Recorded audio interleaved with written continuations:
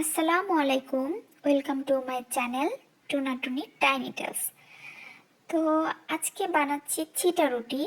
তো অনেক অঞ্চলে অনেক নামেই ডেকে থাকে। তো অনেকে চিটা রুটি, চিটা পিঠা, চিট রুটি, চিট পিঠা অনেক কিছুই বলে থাকে।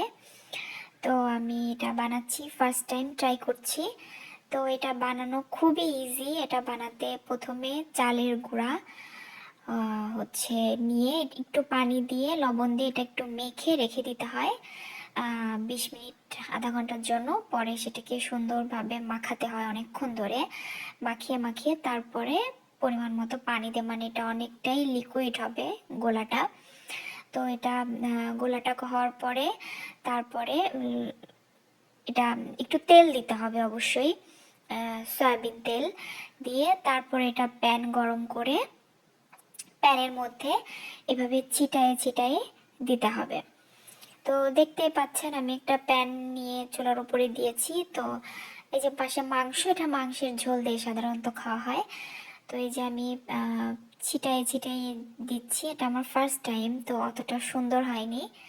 তো এইভাবে ছিটায়ে দেওয়ার পর তারপর হচ্ছে এটা আর একটু লিকুইড হবে, আমার একটু ঘন হয়ে গিয়েছিল, এই জন্য বেশ একটা সুন্দর দেখা যাচ্ছে না। তো ছেটানো হয়ে গেলে এভাবে ঢেকে দিতে হবে। কিছুক্ষণ পরে ঢাকনাটা তুলে বোঝা যাবে যে কাঁচা ভাবটা চলে গেছে, দেখলেই বোঝা যাবে কালারে।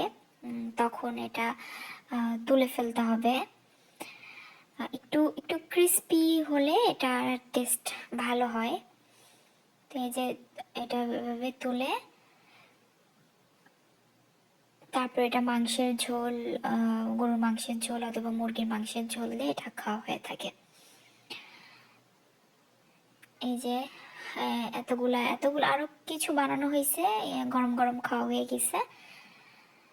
তো এই যে আমার ফার্স্ট টাইম ট্রাই করা চিটা রুটি। সবার কেমন লাগলো জানাবেন প্লিজ। আল্লাহ হাফেজ।